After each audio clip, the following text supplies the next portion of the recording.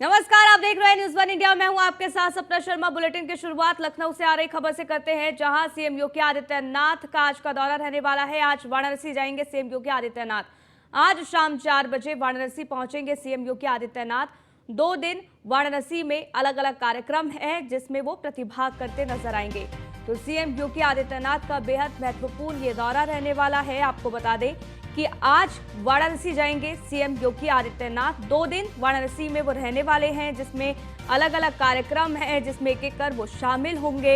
और 2024 चुनाव के लिहाज से ये जो दौरा है वो बेहद खास और बेहद महत्वपूर्ण है।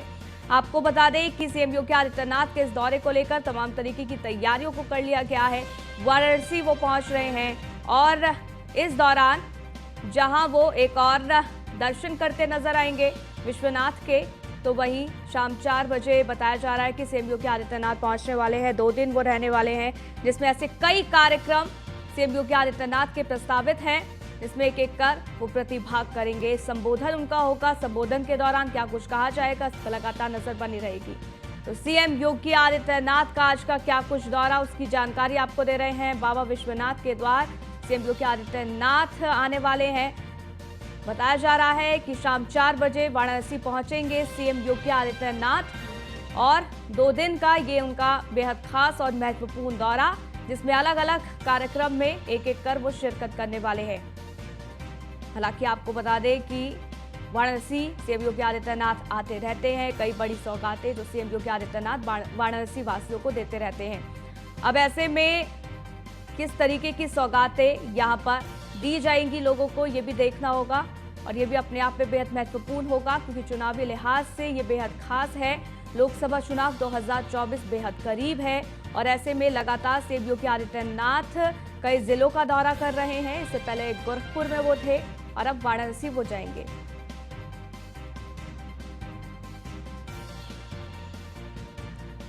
स्कंदिता मिश्रा हमारे संवाददाता जुड़ गई है और इसके साथ ही अमन शुक्ला वाराणसी से हमारे संवाददाता जुड़ गए हैं, उनसे ज्यादा जानकारी ले लेते हैं। सबसे पहले अमन, मैं आपके पास आना चाहूंगी, सीएम योगी आदित्यनाथ के इस दौरे को लेकर किस तरीके की तैयारियां?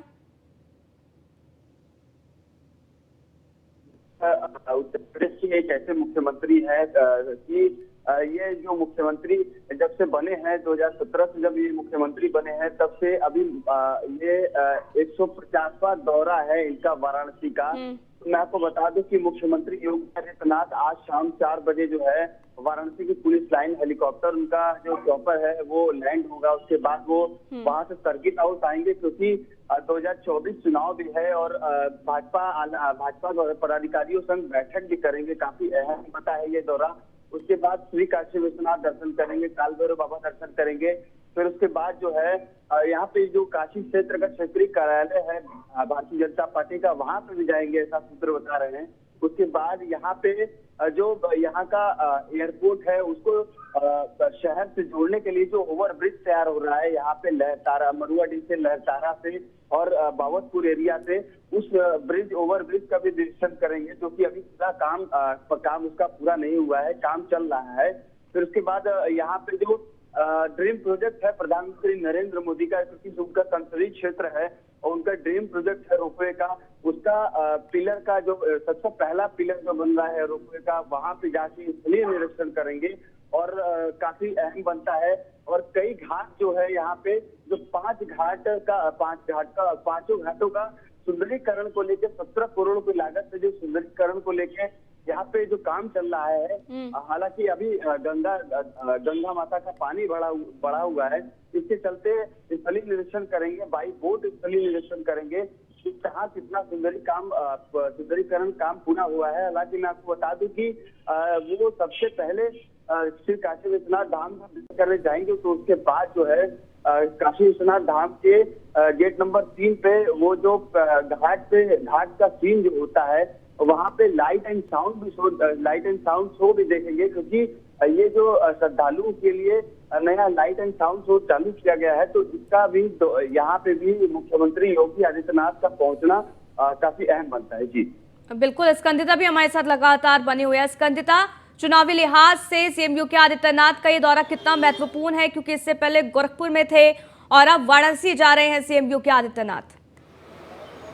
जी बिल्कुल, आपको बता दें लोकसभा चुनाव 2024 के लिहाज से योगी आदित्यनाथ के सभी दौरे काफ़ी ज़्यादा महत्वपूर्ण हैं और वो लगातार दौरे कर रहे हैं उत्तर प्रदेश के तमाम अलग-अलग जिलों में। जैसे वो पहले गोरखपुर गए थे और अब 2 दिवसीय उनका वाराणसी का दौरा है और ये भी जो है बहुत ज़्यादा अहम माना जा रहा है आज। और 2 दिन का पूरा स्केड्यूल सीएम योगी आदित्यनाथ का काफ़ी ज़्यादा जो है व्यस्त रहने वाला है, जिसमें आज शाम 4:30 बजे CM Yogi Adityanath BHU helipad पहुँचेंगे। वहाँ पर पहुँचने के बाद में जितने भी अपना घर आश्रम के जो लोग हैं उनसे सीएम योगी आदित्यनाथ मिलेंगे। अपना घर आश्रम के लोगों से मिलने के बाद सीएम योगी आदित्यनाथ आज एक समीक्षा बैठक भी करने वाले हैं वाराणसी में, जिसमें 6 बजे से लेकर रात 8 बजे तक सीएम योगी आदित्यनाथ कानून व्यवस्था और विकास कार्यों को लेकर समीक्षा बैठक करेंगे, जिसमें तमाम कानून व्यवस्था और विकास कार्य से जुड़े अधिकारी जो है वो भी मौजूद रहने वाले हैं। 6 बजे से 8 बजे तक ये समीक्षा बैठक चलेगी और उसके बाद क्योंकि सीएम योगी आदित्यनाथ जब किसी भी नए किसी भी शहर में जाते हैं तो वहाँ के जो सिद्ध प्रसिद्ध मंदिर होते हैं वहाँ पे दर्शन जरूर करते हैं। तो उसके बाद सीएम योगी आदित्यनाथ रात को बाबा काल भैरव के दर्शन करेंगे। उसके बाद में काशी विश्वनाथ जाएंगे, वहाँ पर दर्शन करेंगे और रात्रि विश्राम करने के बाद कल भी सीएम योगी आदित्यनाथ गोरखपुर में रहने वाले हैं, जहाँ पर वो रुद्राक्ष सेंटर जाएंगे। वहाँ पे जो वहाँ पर जो Y20 शुरू हो रहा है उसके सत्र का शुभारंभ करते हुए नजर आएंगे सीएम योगी आदित्यनाथ और उनका एक संबोधन भी रहने वाला है, जहाँ पर वो जनता के साथ में तमाम जो उनकी बातचीत रहेगी वो उनका संबोधन भी रहने वाला है, जिसमें सीएम योगी आदित्यनाथ तमाम वो कार्य बताएंगे जो समाज जो सरकार के हित में किए गए, जनहित में किए गए हैं, सरकार ने जनता के लिए किए गए हैं, जो विकास कार्य हुए हैं। क्योंकि उनके जो विकास कार्य हैं उनके वादों उनको लेकर लगातार बीजेपी सरकार कहीं ना कहीं कोशिश कर रही है कि यह जनता तक पहुंचाया जाए, जो उनके लिए जो उनके हित में काम किए गए हैं उसको लेकर भी सीएम योगी आदित्यनाथ, क्योंकि वो जहां भी जाते हैं वहां पर जो है अपना भाषण उनका रहता है, जिससे कई ज़्यादा लोग जो है वो उनको पसंद आता है और अपने शब्दों से जो है सीएम योगी आदित्यनाथ जो जनता को जो है वो मोह लेते हैं। तो कहीं ना कहीं स्टार प्रचारक के रूप में जाने जाते हैं सीएम योगी आदित्यनाथ और जब वाराणसी गोरखपुर जाते हैं तो उनका ये दौरा बेहद ज़्यादा अहम हो जाता है। और अब सीएम योगी आदित्यनाथ आज और कल 2 दिवसीय वाराणसी के दौरे पर हैं, जहां पे उनके दोनों दिन का स्केड्यूल काफ़ी ज़्यादा व्यस्त है।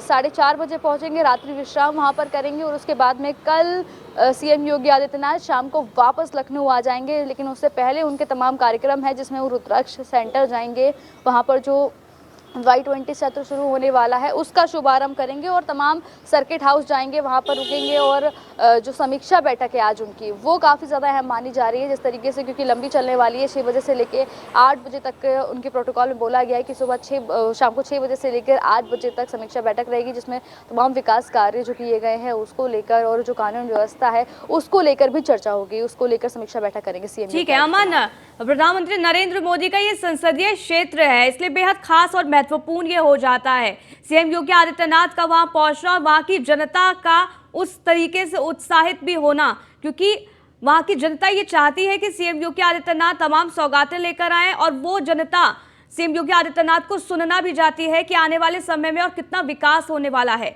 तो जनता में कितना उत्साह और इसके साथ ही कार्यकर्ताओं के साथ क्या बैठकों का दौर भी इस दौरान देखने को मिल सकता है जब सीएम योगी आदित्यनाथ वहां पहुंचेंगे?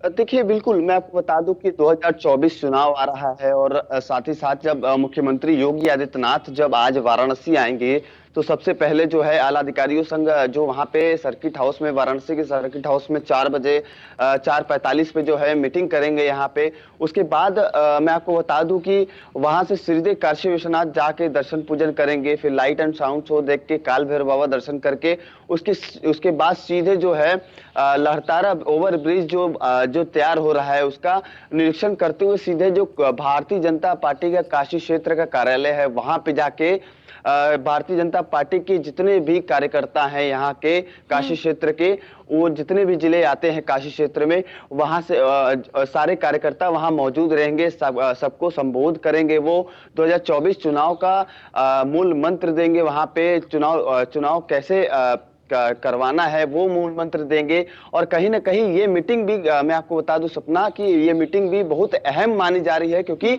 मुख्यमंत्री योगी आदित्यनाथ और भारतीय जनता पार्टी के कार्यकर्ता वहां मौजूद रहेंगे। ऐसा उनको क्या मुख्यमंत्री योगी आदित्यनाथ ब्रीफ करते हैं, देखना यही बनता है इस मीटिंग के बाद। और मैं आपको बता दूं कि उसके बाद रात्रि विश्राम है, उसके बाद सीधे कल जो है मुख्यमंत्री योगी आदित्यनाथ Y20 का जो कार्यक्रम हो रहा है, ठीक है, कई तरीके के कार्यक्रम आज भी प्रस्तावित है, कल भी प्रस्तावित है, कार्यकर्ताओं के साथ मीटिंग भी होगी, तमाम तरीके के दिशा निर्देश इस दौरान दिए जाएंगे। बहुत बहुत शुक्रिया अमन आपका हमारे साथ जुड़ने के लिए। स्कंदिता आप बने रहिएगा क्योंकि आगे भी आपसे अपडेट लेंगे।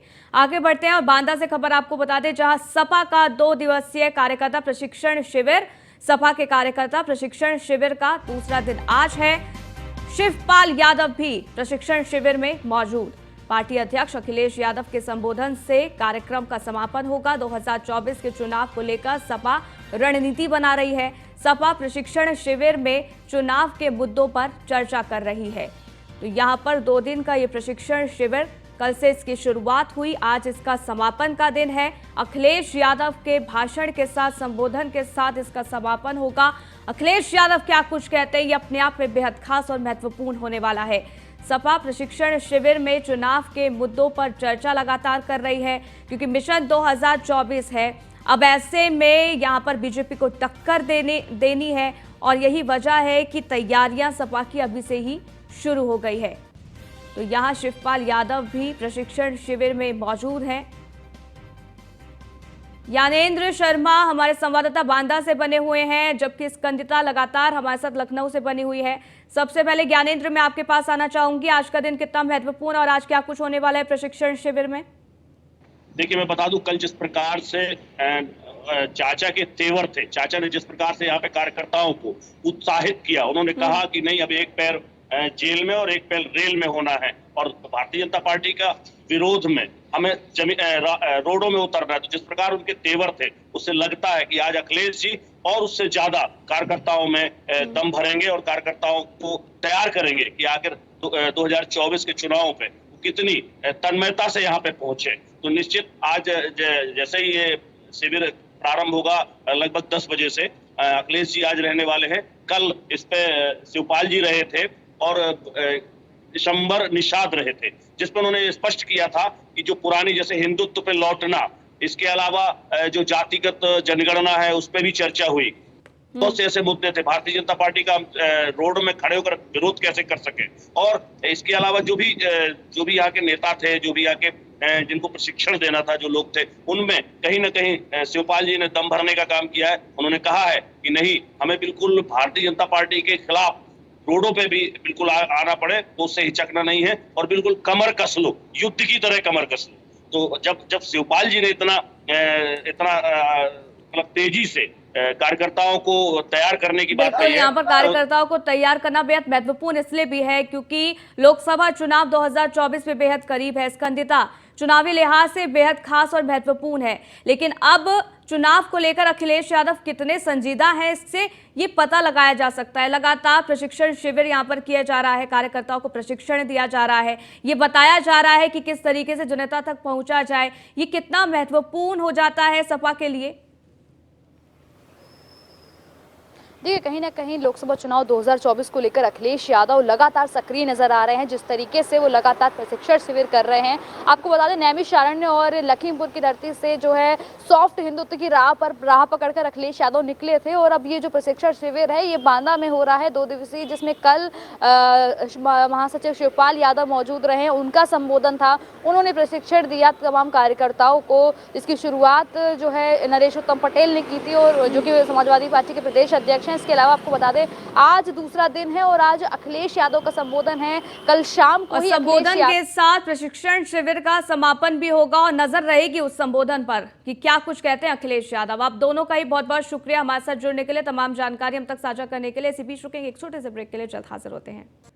ब्रेक के बाद आपका स्वागत है। इसी बीच दिल्ली से खबर आपको बता दें, जहां कोलकाता दौरे पर महामहिम राष्ट्रपति द्रौपदी मुर्मू है। कोलकाता में युद्धपोत विंध्यागिरी का उद्घाटन राष्ट्रपति के द्वारा किया जाएगा। इसके साथ ही कर्नाटक में पर्वत श्रृंखला के नाम पर रखा गया है युद्धपोत का नाम विंध्यागिरी। इसके साथ ही आपको ये भी बता दें कि परियोजना 17A कार्यक्रम का 6ठा जहाज है। विंध्यगिरी स्वदेशी रक्षा क्षमताओं के भविष्य की ओर खुद को आगे बढ़ाने का काम करेगा।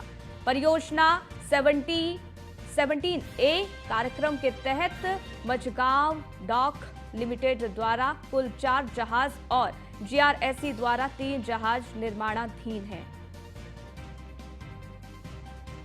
तो यहां पर कोलकाता पहुंच रही हैं राष्ट्रपति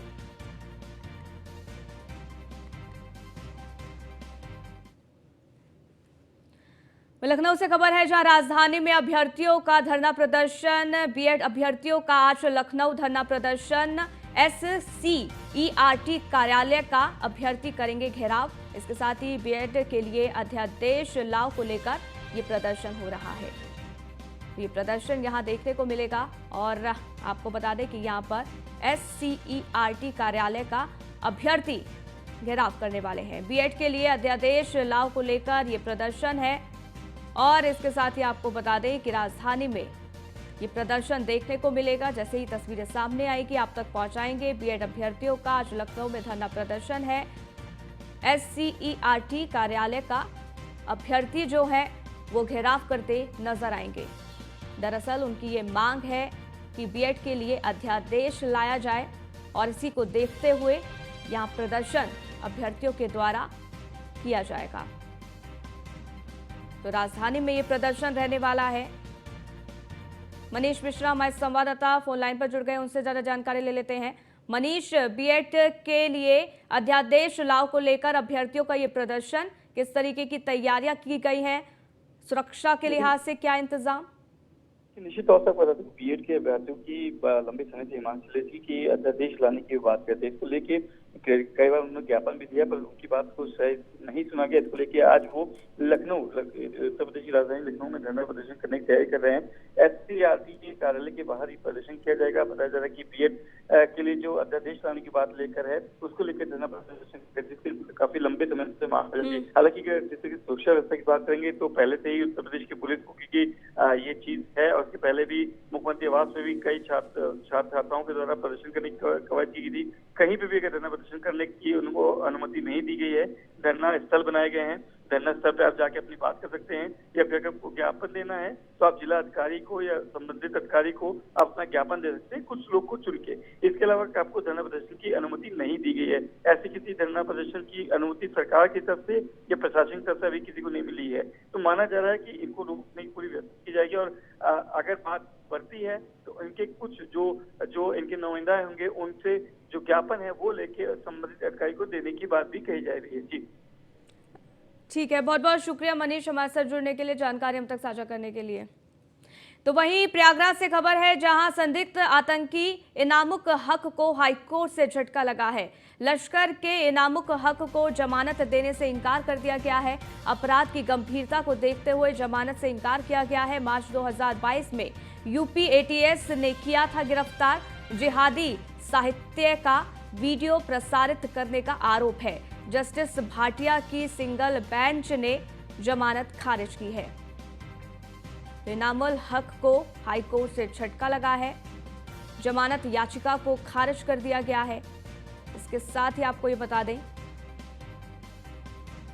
कि यहां पर संदिग्ध आतंकी है ये इनामुल हक और यहां पर लश्कर के इनामुल हक को जमानत देने से इनकार कर दिया गया है। इस बुलेटिन में फिलहाल के लिए बस इतना, रुकेंगे छोटे से ब्रेक के लिए। देखते रहिए न्यूज़ 1 इंडिया।